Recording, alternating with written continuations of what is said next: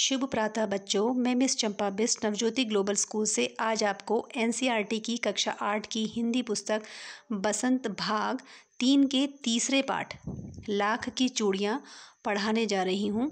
इस पाठ के रचयिता श्री कामता नाथ जी हैं। चलिए शुरू करते हैं। जैसा कि आप लोग पाठ का नाम पढ़ रहे हैं, देख रहे हैं, लाख की चूड़ियाँ। लाख की चूड़ियाँ, तो लाख की चूड़ियाँ आप देख रहे हैं, पढ़ भी रहे हैं। तो लाख, जिसको लीसा भी बोलते हैं, जिसका काम कई चीज़ों में उपयोग में लिया जाता है। जैसे हम लाख की पॉलिश बनाते हैं, लाख से तेल बनाया जाता है। लाख को हम जो सोने के कड़े बनते हैं उनके अंदर की तरफ भी भरते हैं, है ना। और लाख से हम कई प्रकार के डिज़ाइन की चूड़ियाँ भी बनाई जाती हैं। और उन चूड़ियों को पहनकर हमारी माताजी, बहन जी, भाभी आदि के हाथों पर वो जब चूड़ियाँ पहनती हैं वो लोग, तो उनके हाथ, उनकी कलाइयाँ बहुत सुंदर लगती हैं। और अब आते हैं हम इस कहानी की तरफ। इस कहानी में, ये कहानी है बदलू नाम के व्यक्ति की। लेखक को बदलू नाम का आदमी क्यों अच्छा लगता है, तो इस पर भी कुछ,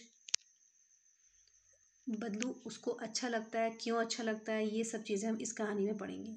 तो यह कहानी लेखक ने अपने मामा के गांव में रहने वाले बदलू नाम के व्यक्ति के काम और उसकी सोच पर आधारित होकर लिखी है। जिसे आप भी सुनेंगे तो आप भी उनकी सोच से प्रेरित होंगे। तो कहानी इस प्रकार है। सारे गांव में बदलू मुझे सबसे अच्छा आदमी लगता था। क्यों लगता था? क्योंकि वह मुझे सुंदर सुंदर लाख की गोलियां बना कर देता था। मुझे अपने मामा के गांव जाने का सबसे बड़ा चाव भी यही था। जब मैं गांव से लौटता तो मेरे पास ढेर सारी गोलियां होती, और यह रंग बिरंगी गोलियां जो किसी भी बच्चे का मन मोह लें। यानी कि लेखक कहता है कि जब मैं गांव जाता, अपने मामा जी के घर जाता, मामा के गांव जाता, तो वहाँ पर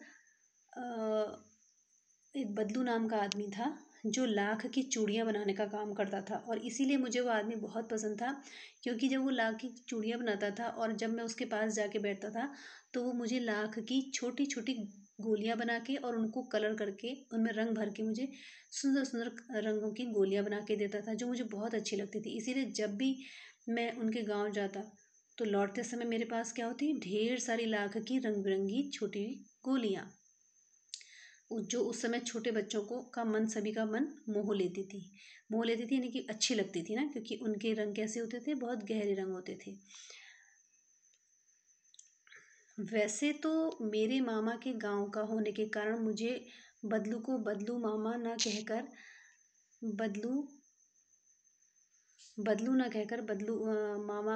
बदलू मामा कहना चाहिए, परंतु मैं उसे बदलू मामा न कहकर बदलू काका कहा करता था, जैसा कि गांव के सभी बच्चे उसे कहा करते थे। बदलू का मकान कुछ ऊंचे पर बना था। मकान के सामने एक बड़ा सा सहन था, जिसमें एक पुराना नीम का वृक्ष लगा था, और उसी के नीचे बैठ वह अपना काम किया करता था। बगल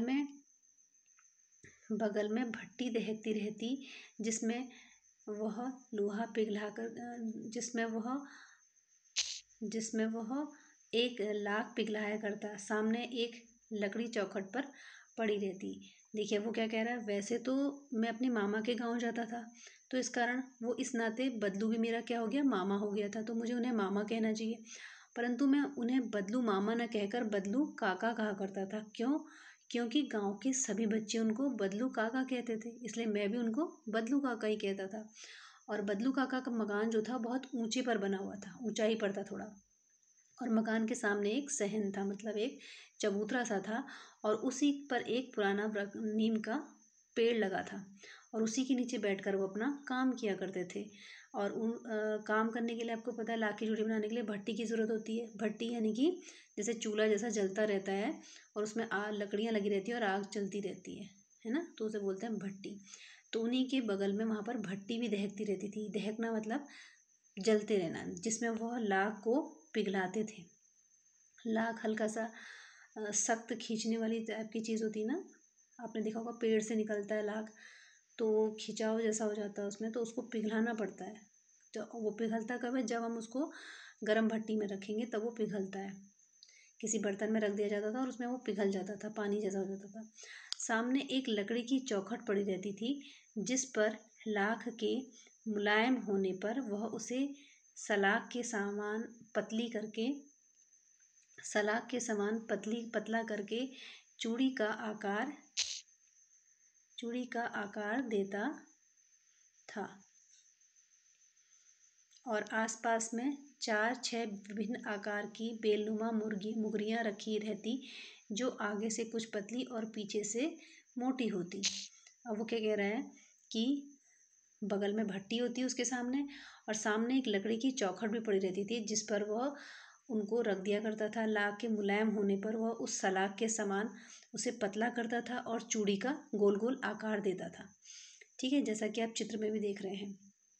और पास में वो 6-7 प्रकार की 4-6 विभिन्न आकार की बेलन नुमा मुगेरिया रखता था। बेलन नुमा जैसे बेलन होता है ना, पतला सा, ऐसी। और हर किसी बेलनुमा मुगेरिया का जो आकार होता था वो कैसा होता था, आगे से कुछ पतला और पीछे से कुछ मोटा, लेकिन हर किसी का अलग अलग होता था।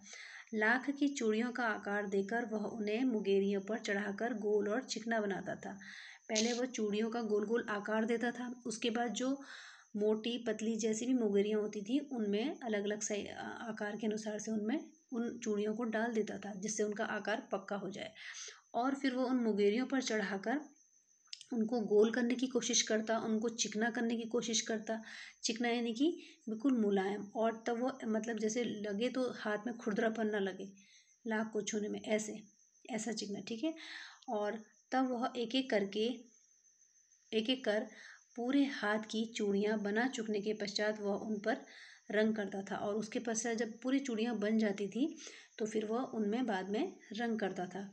बदलू का यह कार्य सदा ही एक मचिए पर बैठकर किया करता था। मचिया होता है आपका, जैसे बैठने के लिए छोटी सी चौकी होती है ना, वैसी बिनाई वाली एक होती है चौकी। तो बदलू जो है वैसे ही एक मचिए पर बैठकर काम किया करता था, जो बहुत ही कैसा था, पुराना था।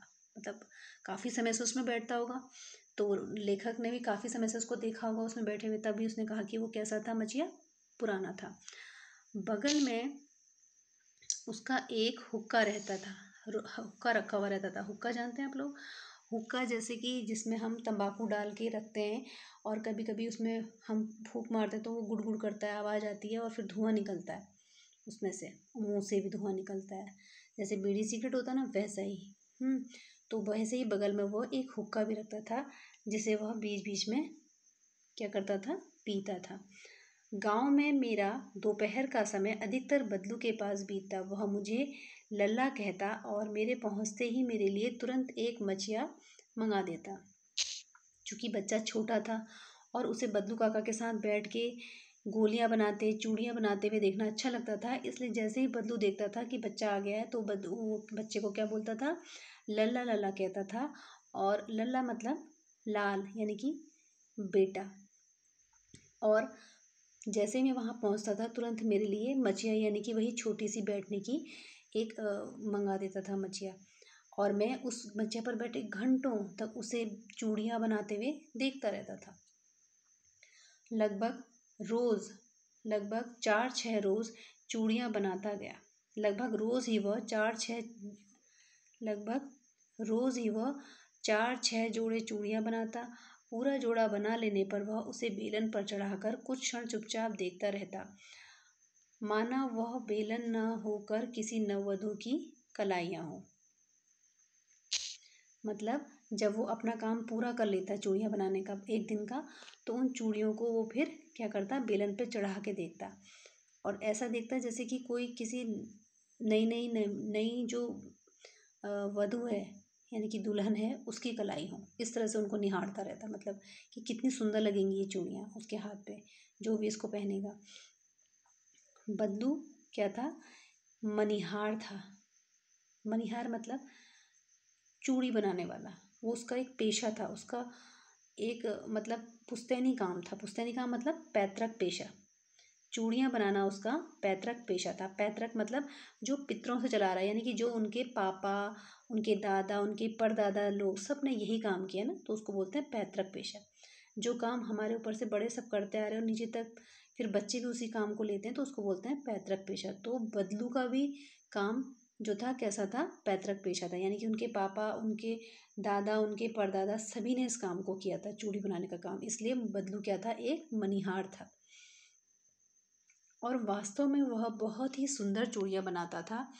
उसकी बनाई हुई चूड़ियों की यानी कि खपत यानी कि हर चीज़ का जैसे बनाना आना, सामान का आना और उसका ख़त्म हो जाना, तो वो चीज़ उसकी खपत भी बहुत थी। यानी कि गांव में सभी स्त्रियां उसी की बनाई हुई चूड़ियाँ पहनती थी। आस उस गांव की ही नहीं, उस गांव के आसपास के लोग भी उसके हाथ की बनी चूड़ियाँ ले जाते थे, परंतु कभी भी वह चूड़ियों को पैसों में न बेचता था। अब देखिए मज़े की बात, उसका काम है चूड़ी बनाना और उसको बेचना, लेकिन वो बनाता तो था पर उनको बेचता नहीं था। अब वो खाता कैसे होगा फिर, अगर वो उनको बेचेगा नहीं, उसके पास पैसे नहीं आएंगे तो वो कैसे खाता होगा। तो इसकी भी एक कहानी देखिए। तो उसके गांव की औरतें तो चूड़ियाँ पहनती थी उसकी, और साथ में आसपास के गांव की स्त्रियां भी उसी के हाथ की बनी चूड़ियाँ पहनती थी। तो वो उनको पैसों में नहीं बेचता था, क्योंकि अभी तक वह वस्तु विनिमय का तरीका था। क्या तरीका था देखिए, अब लोग अनाज के बदले उससे चूड़ियाँ ले जाते, और चूंकि बदलू स्वभाव से कैसा था, बहुत सीधा साधा था। बदलू स्वभाव से बहुत सीधा था। मैंने कभी भी उसे किसी से झगड़ते नहीं देखा। हाँ, शादी ब्याह के अवसरों पर वह अवश्य ही जिद पकड़ जाता था। जीवन भर चाहे कोई उससे मुफ्त चूड़ियाँ ले जाए, परंतु विवाह के अवसर पर वह सारी कसर निकाल लेता। आखिर सुहाग के जोड़े का महत्व ही कुछ और होता है। मुझे याद है मेरे मामा के यहाँ किसी लड़की के विवाह पर जरा सी किसी बात पर बिगड़ गया था, और फिर उसको मनाने में लोग लग गए थे। विवाह में इसी जोड़े का मूल्य इतना बढ़ जाता था कि उसके लिए उसकी घरवाली को सारे वस्त्र मिलते, ढेर सारे उसके लिए और उसकी घरवाली को सारे वस्त्र मिलते, ढेर सारा अनाज मिलता, उसको अपने लिए पगड़ी मिलती और रुपए जो मिलते सो अलग। यानी कि वैसे तो गांव में किसी को भी चूड़ी देते समय उससे पैसा नहीं लेता था, लेकिन जब किसी के घर में शादी होती थी तो उस समय बदलू जो है पूरी कसर निकाल लेता था। यानी कि जितना उसने पैसा उस घर से कभी नहीं लिया, उस घर की औरतों से कभी नहीं लिया, उनके शादी ब्याह के अवसर पर उनसे पैसा लेता था। और पैसे में क्या होता था कि वो जब चूड़ियाँ लेते थे, विवाह का जोड़ा लेते थे घर वाले, तो उसके बदले में उसको क्या देते थे, उसके लिए उसकी घरवाली के लिए खूब सारे कपड़े देते थे, बहुत सारा अनाज देते थे, उसको पहनने के लिए पगड़ी देते थे और रुपए अलग से देते थे, सिर्फ चूड़ियों के जोड़े के बदले में। तो इस तरह से उसका जीवन यापन चलता था। ठीक है। कई बार वहाँ गांव में वो शादियाँ होती थी तो वो झगड़ जाता था, जिद पकड़ लेता था कि नहीं मुझे इतना चाहिए, क्योंकि उस अवसर पर वो बोल सकता था। यदि संसार में बदलू को किसी बात से चिढ़ थी तो वह थी कांच की चूड़ियाँ। अब बताइए उन्हें कांच की चूड़ियों की जिद होगी, क्योंकि वो तो लाख की चूड़ियाँ बनाता था ना, इसलिए उसको कांच की चूड़ियों से बहुत चिढ़ थी। अब भाई कांच की चूड़ियाँ अगर औरतें पहनेंगी तो उसकी लाख की चूड़ियाँ नहीं बिकेंगी और उसका काम भी बंद हो जाएगा इससे। तो यदि वह किसी स्त्री के हाथों में उसे कांच की चूड़ियाँ दिख जाती तो वह अंदर ही अंदर कुड़ उठता और कभी कभी तो दो चार बातें भी सुना देता। मुझसे तो वो घंटों बातें किया करता। कभी मेरी पढ़ाई के बारे में पूछता तो कभी मेरे घर के बारे में, और कभी यूं ही शहर के जीवन के बारे में वह मुझसे कहता कि शहर में सब कांच की चूड़ियाँ पहनते हैं। तो वह उत्तर देता, शहर की बात ही और है लला, वहाँ तो सब कुछ होता है। वहाँ तो औरतें अपने मर्द का हाथ पकड़कर सड़कों पर घूमती भी हैं, और फिर उनकी कलाइयाँ नाजुक होती हैं ना, लाख की चूड़ियाँ पहने तो मोच ना आ जाए। यानी कि उसको फिर भी चिढ़े कि शहर की औरतें क्यों नहीं लाख की चूड़ियाँ पहनती हैं, है ना। तो क्या करता था कि औरों से तो वो इतनी बात नहीं करता था, लेकिन मुझसे वो बहुत बात करता था, क्योंकि वो मेरी कभी पढ़ाई के बारे में पूछता, कभी मेरे घर वालों के बारे में पूछता, कभी मेरे बारे में पूछता, कभी जहाँ जिस शहर में मैं रहता हूँ उस शहर में रहने वाले लोगों के जीवन के बारे में पूछता। तो मुझसे यही कहता था कि शहर में सब औरतें कांच की ही चूड़ियाँ पहनती हैं। तो वो गुस्से में आंसर देता था, गुस्से में उत्तर देता था कि शहर की तो बात ही कुछ और होती है बेटा, वहाँ तो सब कुछ अलग ही होता है। वहाँ तो औरतें अपने आदमी के साथ घूमती हैं, सड़कों पर हाथ पकड़ कर घूमती हैं, और वो कांच की चूड़ियाँ इसलिए पहनती हैं क्योंकि उनकी कलाइयाँ जो हैं बहुत नाजुक होती हैं। लाख की चूड़ियाँ भारी होती हैं, तो उनकी कलाइयों पर उनसे मोच ना आ जाए, इसलिए वो कांच की चूड़ियाँ पहनती हैं। कभी कभी बदलू मेरी अच्छी खासी खातिर भी करता था। अब कैसे करता था? खातिर करना मतलब मेहमान नवाजी करना, मतलब खूब अच्छा खाना पिलाना। कोई घर पे आए मेहमान तो उसको खूब अच्छी अच्छी चीज़ें बना के खिलाना, इस तरह से। तो कभी कभी बदलू मेरी अच्छी खासी मेहमान नवाजी भी कर दिया करता था। जिन दिनों उसकी गाय के दूध होता, वह सदा मेरे लिए मलाई बचा कर रखता, और आम की फसल में तो मैं रोज ही उसके यहाँ से 2-4 आम खा आता था। अब देखिए, लेखक भी एक बच्चा ही है उस वक्त, तो उनको भी थोड़ा खाने पीने का मन करता है। और तो बदलू को पता है बच्चा है, तो वो क्या करते थे, उसको अच्छा मानते थे, तो वो उसके लिए क्या करते थे, अपनी गाय का दूध, जिन दिनों गाय ज़्यादा दूध देती थी तो उन दिनों उनकी मलाई बस रख लेता था, और जब भी बच्चा उनके घर आता तो उसको वो मलाई खिलाता, जो बच्चे को बहुत बहुत अच्छा लगता। और ऐसे ही बद्दू के पास आम की फसल होती थी, तो जब बच्चा आता तो वो रोज़ बच्चा उसके यहाँ से 2-4 आम भी खा लेता था। इसके अतिरिक्त इसके इन सब बातों के अतिरिक्त जिस कारण वह मुझे अच्छा लगता था, वह था लगभग रोज़ ही वह मेरे लिए 2-3 1-2 गोलियां बना देता था। किसकी? लाख की। कई कारण थे। देखो, पहला तो वो अपने गाय की जो दूध होता उसकी मलाई बचा कर रखता और उस बच्चे को खाने को देता, इसलिए बच्चे को बदलू अच्छा लगता। दूसरा, आम की फसल पकने पर वो आम खाने को देता। और तीसरा सबसे प्रमुख कारण था कि वो रोज ही उसके लिए क्या करता था, लाख की गोलियां बनाता, उनमें रंग भरता और बच्चे को देता। इससे बच्चा बहुत ही खुश हो जाता। मैं बहुधा हर गर्मी में, बहुधा मीन्स मतलब अक्सर, मैं अक्सर हर गर्मी की छुट्टी में अपने मामा के यहाँ चला जाता और 1 आध महीने वहीं रहकर स्कूल खुलने के समय तक वापस आ जाता। अब देखिए, बच्चा क्या कह रहा है कि लगभग हर गर्मी की छुट्टी आने पर मैं सीधे मामा के घर चला जाता। क्यों? क्योंकि वहाँ बदलू है और उससे उसको बहुत सारी चीज़ें मिल रही हैं जिससे बच्चे को खुशी होती है। तो वो कह रहा है कि मैं हर 1 आध महीने में वहाँ चला जाता, और जब तक मेरा स्कूल नहीं खुलता, स्कूल खुलने के समय तक ही मैं वापस अपने घर आता। तो कह रहा है मैं ऐसे ही अपने घर से 2-3 बार ही मामा के यहाँ गया होऊंगा, तभी मेरे पिताजी की एक दूर के शहर में बदली हो गई, यानी कि उस गांव से बहुत दूर बदली हो गई, और ये लंबी अवधि तक मैं अपने मामा के गांव न जा सका। तब मैं लगभग 8-10 वर्षों के बाद जब उस गांव में गया, तो इतना बड़ा हो चुका था कि लाख की गोलियों में मेरे लिए रुचि नहीं रह गई थी।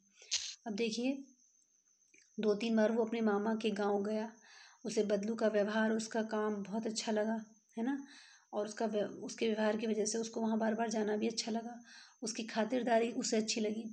लेकिन क्या हुआ, कुछ समय बाद उसके पापा की जो बदली थी, उनके पिताजी, लेखक के जो पिताजी थे, उनकी बदली दूसरे दूर के शहर में हो गई। अब दूर के शहर में हो गई तो वो आ जा नहीं पाए, बच्चा जो है बार बार अपने मामा के गाँव नहीं जा पाया। तो एक लंबी लंबी अवधि, यानी कि लगभग 8-10 वर्षों के बाद मैं वहाँ गया। कहाँ? अपने मामा के गांव। तो उस समय तक लेखक बहुत बड़ा हो चुका था, इतना बड़ा कि उसे लाख की गोलियों में कोई भी रुचि नहीं रह गई थी। अतः गांव में अतः गांव में होते हुए भी कई दिनों तक मुझे बदलू का ध्यान ही नहीं आया, यानी कि मैं मामा के घर तो गया पर मैं बदलू को भूल गया, मुझे याद ही नहीं बदलू की। इस बीच मैंने देखा कि गांव में लगभग सभी स्त्रियां कांच की चूड़ियां पहने हैं। विरले ही हाथों में मैंने लाख की चूड़ियां देखी। अब देखिए, दिमाग में तो था कि कोई चूड़ी बनाता था, यहाँ पर तो लाख की चूड़ियाँ बनाता था। तो मैंने सब औरतों के हाथ पे ध्यान दिया, तो मैंने देखा कि लगभग गांव की स्त्रियां भी अब लाख की बजाय कांच की चूड़ियाँ पहनने लगी हैं, और कुछ कुछ स्त्रियां ही अब लाख की चूड़ियाँ पहन रही हैं। बिरले हाथ मतलब कुछ ही हाथों में मैंने लाख की चूड़ियाँ देखी। तब एक दिन सहसा मुझे बदलू का ध्यान आया। जब मैंने लाख की चूड़ियाँ किसी के हाथ में देखी अचानक, तो मुझे याद आया कि अरे, यहाँ पे तो बदलू काका रहा करते थे, है ना। तो बात हुई उसके हाथ की, कांच की। अब मैंने लाख की चूड़ियाँ देखी। तब उस दिन मुझे सहसा बदलू का ध्यान हो आया। बात यह हुई कि बरसात में मेरे मामा की छोटी लड़की आंगन में फिसल कर गिर पड़ी और उसके हाथ में कांच की चूड़ी टूटकर उसके हाथ की कलाई में घुस गई और उसमें से खून बहने लगा। मेरे मामा उस समय घर पर न थे, मुझे ही उसकी मरहम पट्टी करनी थी। तभी सहसा मुझे बदलू का ध्यान हो आया और मैंने सोचा कि उससे मिल आऊं। मैं शाम को घूमते घूमते उनके घर चला गया। ठीक है। बदलू वहीं चबूतरे पर नीम के नीचे एक खाट पर लेटा था।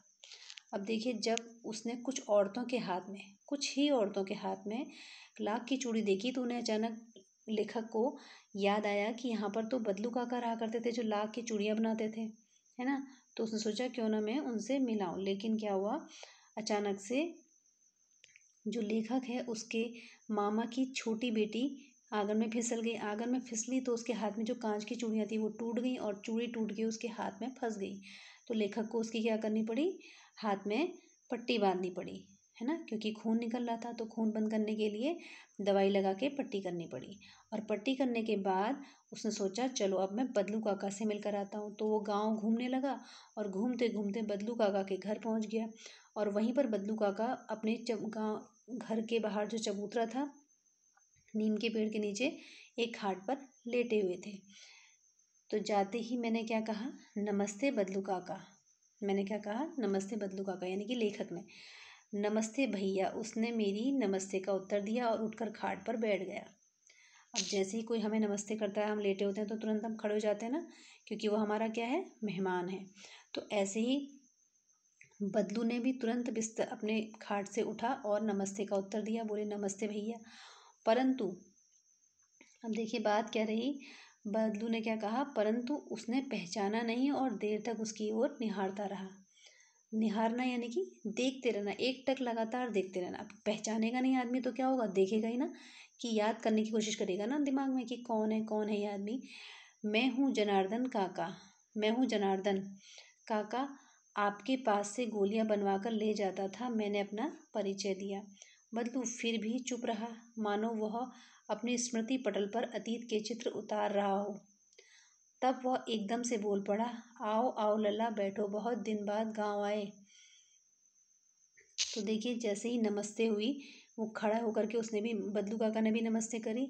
तो वो पहचान नहीं पाए, तो वो लगातार देखने लगे बदलू काका। तो लेखक ने कहा कि मैं कौन हूँ, जनार्दन, यानी कि लेखक का नाम क्या है, जनार्दन। तो उन्होंने कहा मैं हूँ जनार्दन काका, आपके पास मैं आप। अब उनको उसे लगा लेखक को कि भाई इन्हें याद नहीं आ रहा, ये देख तो रहे हैं मुझे लेकिन इन्हें ये याद नहीं आ रहा कि मैं हूँ कौन।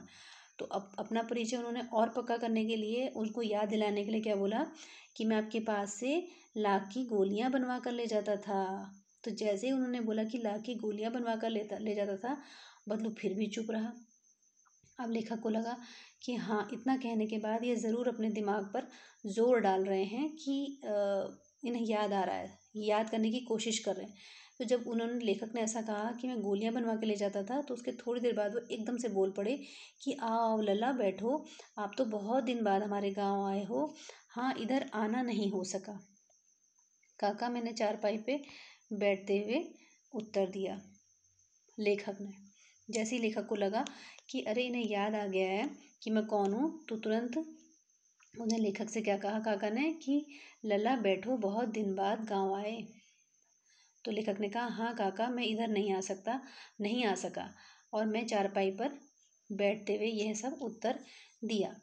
कुछ ही देर शांति रही। इतना कहने के बाद फिर शांति होगी, दोनों चुप हो गए। मैंने इधर उधर दृष्टि दौड़ाई, दृष्टि मतलब नज़र, इधर उधर देखा, होता ना, याद आती कि यहाँ पर ऐसा था, वहाँ पर वैसा था। तो उस लेखक को भी उसमें याद आई। तो उन्होंने कहा न तो मुझे उसकी मच्छिया ही नज़र आई और न ही भट्टी। जब उसको ध्यान आया कि भैया यहाँ पर क्या क्या था, भट्टी थी, मच्छियाँ रखी रहती थी, वो दोनों चीज़ गायब है। तो जब उसने कुछ नहीं देखा तो उन्होंने पूछ ही लिया। क्या पूछा कि आजकल काम नहीं करते काका, मैंने पूछा। नहीं लला, काम तो कई साल से बंद है। मेरी बनाई हुई चूड़ियाँ कोई पूछे तब तो। गांव गांव में कांच का प्रचार हो गया है। वह कुछ देर चुप रहा और फिर बोला, मशीन युग है। अब देखिए, जब उसने लेखक ने ऐसा कहा कि आजकल आप काम नहीं करते हैं, तो तुरंत दुखी मन से बदलू काका ने क्या कहा कि काम तो कई साल से बंद हो गया है। क्यों? क्योंकि कोई मेरी बनाई चूड़ियाँ लेता ही नहीं है। क्योंकि सब जो है गांव में कांच का प्रचार हो गया, यानी कि कांच की चूड़ियाँ सबको पसंद आने लगी हैं, सब लोग उसी को पहनने लगे हैं। तो इसलिए मेरी चूड़ियाँ कोई लेता नहीं, इसलिए मेरा काम बंद हो गया, मैं क्या बनाता। वो फिर कुछ देर चुप रहा और फिर बोला कि ये तो मशीन का युग है ना। मशीन का युग है, नहीं, मशीन से हर चीज़ बन जाती है फटाफट। कैसा भी कलर ले लो, कैसा भी डिज़ाइन ले लो। तो वो बोला, लला आजकल लला आजकल यह काम मशीन से होता है। खेत भी मशीन से जोते जाते हैं। और फिर जो सुंदरता कांच की चूड़ियों में होती है, वह लाख की चूड़ियों में नहीं होती है। अब देखिए वो क्या बोला कि बेटा, जो आजकल पहले जो काम होता था, अब उसका कोई वो नहीं रह गया है। क्योंकि यहाँ पर हर काम मशीन से होने लग गया है। खेतों में भी मशीन से ही खेतों को जोत दिया जाता है। पहले तो बैल जोतते थे, अब मशीन से जोत रहे हैं। और जो सुंदरता कांच की चूड़ियों में लोग देखते हैं, वो लाख की चूड़ियों में उनको नहीं मिलती है ना। इसलिए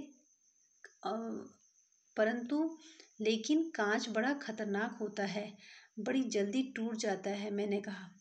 जब उसने सारी बात कह दी कि कांच बहुत सुंदर होता है, बदलू काका ने कहा, तो बच्चे ने क्या बोला कि लेकिन कांच होता तो सुंदर है, लेकिन होता खतरनाक है, क्योंकि ये बहुत एकदम से टूट जाता है, जबकि लाख की चूड़ियाँ जल्दी नहीं टूटती हैं। तो उसने कहा कि नाजुक तो फिर होता ही है लला। कहते कहते उसे खांसी आ गई और वह देर तक खांसता रहा। अब देखिए, जब बातें होने लगी तो लेखक की बात पर जो बदलू काका थे, उन्हें भी लगा कि हाँ, बात तो सही कह रहा है कि कांच नाजुक होता है, खतरनाक होता है, जल्दी टूट जाता है। लेकिन यह सब कहते कहते बदलू काका को खांसी आ गई और वो खांसने लगे, और खांसी भी लगातार आती रही, बीच में रुके नहीं। ठीक है। मुझे लगा कि उसे दमा है। अवस्था के साथ साथ उसका शरीर ढल चुका था। उसके हाथ पर और माथे पर नसें उभर आई थी। अब देखिए, जो लेखक है वो ध्यान से उनके शरीर को देख रहा है। उनके खांसने की अवस्था को देखकर उसे ऐसा लग रहा है कि उसे क्या है, दमा है। और वो देख रहा है कि उसके हाथ और माथे की जो नसें हैं, अंदर की वेन है, वो जो नसें होती हैं वो ऊपर की ओर उठ गई हैं। पहले अंदर थी, लेकिन अब जैसे जैसे उम्र बढ़ रही है, अवस्था बढ़ रही है, वो बूढ़े हो रहे हैं, उस हिसाब से उनकी नसें जो हैं ऊपर को निकल आई हैं। उभरना मतलब ऊपर को उठ जाना। जाने कैसे उसने मेरी शंका भांप ली और बोला, दमा नहीं है मुझे, फसली खांसी है। यानी कि उसने क्या कहा, अब उसने भी ध्यान दिया कि लगातार मेरे खांसने को देख रहा है और सकपका सा रहा है, डरा सा है। तो तुरंत उसने, बदलू काका ने क्या बोला कि मुझे दमा नहीं है ना, मुझे दमा नहीं है। और मुझे ये फसली खांसी, मतलब जो एक मौसम में आती है ना, हल्की खांसी, वो है। और ये 1-2 महीने से आ रही है और 10-15 दिन में ठीक हो जाएगी। अब ये बात सुन करके लेखक जो था, क्या बोला, मैं चुप रहा। मुझे लगा उसके अंदर कोई बड़ी व्यथा छिपी है। व्यथा यानी कि कोई उसका दुख छिपा है, जिस कारण उसने तुरंत मेरी बात सुन के ऐसा कहा और फिर चुप हो गया। मैं देर तक सोचता रहा, इस मशीन युग ने कितने हाथ काट दिए हैं। अब देखिए, लेखक अब बड़ा हो चुका है, उसे अक्ल आ गई है, बच्चा तो था नहीं वो अब। तो उसने बहुत देर तक उनकी बातों का सोचा विचारा। तो उसे लगा कि बदलू काका ज़रूर अंदर ही अंदर बहुत दुखी हैं, है ना, दुखी भी हैं। अब दुखी क्यों? उनका काम वो हो गया जिससे उनको जो पैसे, कपड़ा मिलता था, अनाज मिलता था, वो भी नहीं मिला, है ना, वो परेशान है।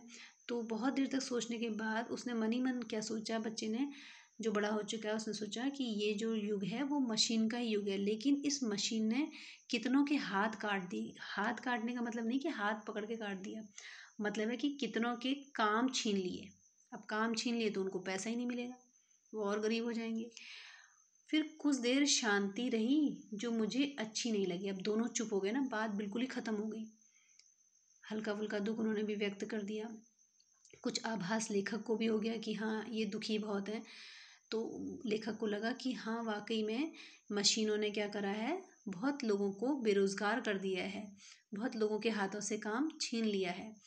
आम की फसल अब कैसी है काका? कुछ देर पश्चात मैंने बात का विषय बदलते हुए पूछा। अब देखिए, जब लेखक को लगा कि अब इस बात पर कोई बहस नहीं होनी चाहिए, इससे दुख हो रहा है, तो लेखक ने तुरंत क्या करा, अपनी बात को बदल लिया और बदल के क्या पूछा कि काका आम की फसल अब कैसी हो रही है ना। तो जैसे उसने ये बात बोली तो काका ने क्या कहा, अच्छी है लला, बहुत अच्छी है। उसने लहक कर उत्तर दिया। लहक कर मतलब उत्साह में उत्तर दिया और अंदर अपनी बेटी को आवाज़ दी, अरे रज्जो लल्ला के लिए आम तो ले आ। जैसे उसने देखा कि लेखक ने बच्चे ने ही पूछा कि भाई वो बचपन से खाता आ रहा है वहाँ पर, तो उसे याद आ गई है। तो उसने कहा अरे वो बड़ा एकदम से उत्साह में आया और उसने उत्साह में क्या उत्तर दिया कि फसल तो काफ़ी अच्छी हुई है। तो तुरंत उसने अपनी बेटी रज्जू को आवाज़ दी कि बेटा मेहमान के लिए आम तो लेकर आओ, है ना। फिर मेरी ओर मुखातिब होकर यानी कि मेरी ओर मुड़ा और मेरी ओर बात करने लगा, माफ़ करना लला, मुझे तुम्हें आम खिलाना ही मैं भूल गया। नहीं नहीं काका, आम तो इस साल बहुत खाए हैं। वाह वाह, बिना आम खिलाए कैसे जाने दूंगा तुमको। मैं चुप हो गया और मुझे वो दिन याद हो आए जब वह मेरे लिए मलाई बचा कर रखता था। जब उसने आम के बारे में पूछा बच्चे ने, तो तुरंत उसने क्या करा, बदलू काका ने अपनी बेटी को आवाज़ दे के उसके लिए आम मंगा लिए, है ना। और वो क्या बोला, मैं तुम्हें बिना आम खाए हुए नहीं जाने दूंगा। यानी कि जैसे आप बचपन में आम खाते थे वैसे अब आपको इस बार भी आम खाने होंगे। और फिर ऐसा कह के वो चुप हो गया। अब जब आम खाने की बात, वो आम मंगाया उसने, तो लेखक को फिर अपने पुराने दिन याद आ गए कि जो काका हैं वो मेरे लिए कैसे मलाई बचा कर रखते थे। जो मलाई याद आई बच्चे को, तो बच्चे ने क्या पूछा कि गाय तो अच्छी है ना काका? मैंने पूछा। गाय कहाँ है लला, 2 साल हुए बेच दी, कहाँ से खिलाता। इतने में रज्जो उसकी बेटी अंदर से डलिया में ढेर सारे आम ले आई। क्या ले आई? आम ले आई। अब जब उसने मलाई की बात उसको याद आई तो उसे गाय भी याद आ गई। तो बच्चे ने पूछ लिया कि काका अब गाय कैसी है, अच्छी है? तो काका ने क्या कहा कि मैंने 2 साल हुए उसको बेच दिया क्योंकि मैं उसको खाना नहीं खिला पा रहा था। तो इतने में काका की बेटी रज्जो अंदर से आई और डलिया में ढेर सारे आम लेकर आई। तो मैंने कहा कि मैं इतने आम कैसे खा पाऊँगा, है ना। वाह वाह, वो हंस पड़ा। शहरी ठहरे ना, मैं तुम्हारी उम्र का था तो इसके चौगुने आम एक बखत में खा जाता था।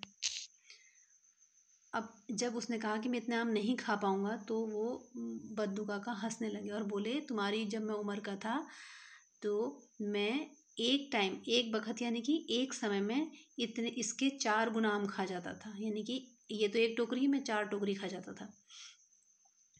आप लोगों की बात और है, मैंने उत्तर दिया। अच्छा बेटा, अच्छा बेटी, लला को 4-5 आम छांट कर दो, सिंदूरी वाले देना। देखो लला कैसे हैं, इसी साल यह पेड़ तैयार हुआ है। अब वो एक कोई नया पेड़ तैयार हुआ होगा जिसमें सिंदूरी रंग के आम होते होंगे। तो उन्होंने क्या कहा कि बेटी सिंदूरी रंग के आम जो हैं बच्चे को दो, 4-5 आम अच्छे अच्छे छांट के दो क्योंकि नए पेड़ के हैं। रज्जो ने 4-5 आम अंजुली यानी कि दोनों हाथों को मिला करके जो बनता है ना, दोनों हाथों से जब हम किसी चीज़ को पकड़ते हैं उसको बोलते हैं अंजुली। तो रज्जो ने 4-5 आम अंजलि में लेकर मेरी ओर को बढ़ा दिए कि ये लीजिए।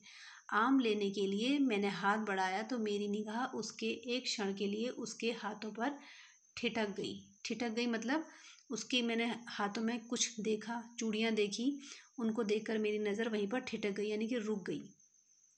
मैंने हाथ बढ़ाया तो मेरी निगाह एक क्षण के लिए उसके हाथों पर ठिठक गई। गोरी गोरी कलाइयों पर लाख की चूड़ियाँ बहुत ही क्या हो रही थी, फब रही थी यानी कि जच रही थी, अच्छी लग रही थी। उसके हाथ गोरे थे और उन पर लाख की चूड़ियाँ उसने पहनी थी जो बहुत ही सुंदर लग रही थी, इसलिए मेरी नज़र उसके हाथों पर ही रुक गई। बदलू ने मेरी दृष्टि देख ली। अब बदलू ने देखा कि मेरी बेटी के हाथों की ओर देख रहा है और बोल पड़ा, यही आखिरी जोड़ा बनवाया था जमींदार साहब की बेटी के विवाह पर। 10 आने पैसे मुझको दे रहे थे, मैंने जोड़ा नहीं दिया और कहा शहर से ले आओ। अब देखिए क्या हुआ, जैसे उसको अंदाज हुआ बदलू काका को, ये अब मेरी बच्ची के हाथ में देख रहा है वही चूड़ियाँ, तो ये कुछ सोच ही रहा होगा। तो उन्होंने तुरंत क्या कहा कि मैंने ये आखिरी जोड़ा अपने हाथ से बनाया था जो ज़मींदार साहब की बेटी की शादी के लिए बनाया था, लेकिन ज़मींदार साहब मुझे सिर्फ इसके 10 आने दे रहे थे जो बहुत कम पैसा था, इसलिए मैंने उनसे कह दिया कि मैं इतने कम पैसों में आपको ये जोड़ा नहीं दूंगा, आप शहर से नया खरीद लो। अब देखिए लेखक क्या कह रहा है, मैंने आम ले लिए और खाकर थोड़ी देर पश्चात चला आया और मुझे प्रसन्नता हुई। प्रसन्नता यानी कि खुशी। आम तो ले लिए लेखक ने और वो खा करके फिर अपने घर को वापस आ गया, लेकिन उसे इस बात की खुशी थी, प्रसन्नता थी कि बदलू ने हार कर भी हार नहीं मानी। उसका व्यक्तित्व कांच की चूड़ियों जैसा न था कि जो आसानी से टूट जाए। यानी कि बदलू काका ने जैसे वो पहले थे अपने उस पर जीने वाले, अपने कहना चाहिए अपने सिद्धांतों पर जीने वाले, वैसे ही वो आज भी हैं, क्योंकि वो कम पैसे नहीं लेते थे, जो पैसे बोलते थे वही पैसे लेकर के वो चूड़ियाँ देते थे शादी ब्याहों में। तो कम पैसे देने के कारण उन्होंने अपनी चूड़ियाँ उस ज़मींदार को नहीं दी, तो इस बात की प्रसन्नता इसे बहुत हो गई और उसने ये भी सोचा कि हाँ, काका ने बहुत अच्छा करा कि हार कर भी वो हार नहीं माने। हार मानना मतलब इतनी उनके पास समस्याएं हैं, उसके बावजूद भी उन्होंने 10 पैसे में वो चूड़ियाँ नहीं दी, है ना। और अपने उनका व्यक्तित्व जो है कांच की चूड़ियों की तरह नहीं टूटा, उनका व्यक्तित्व जो है लाख की चूड़ियों की तरह था, मजबूत। कांच की चूड़ियों की तरह नहीं था नाजुक सा कि हल्की सी चोट लगी और टूट जाए, यानी कि हल्की सी समस्या आए और टूट जाए। तो बच्चों, इस कहानी से आपको क्या शिक्षा मिलती है कि हमारा जो अच्छा व्यक्तित्व होता है हमें उसे बनाए रखना चाहिए। चलिए, आपका पाठ अब समाप्त होता है।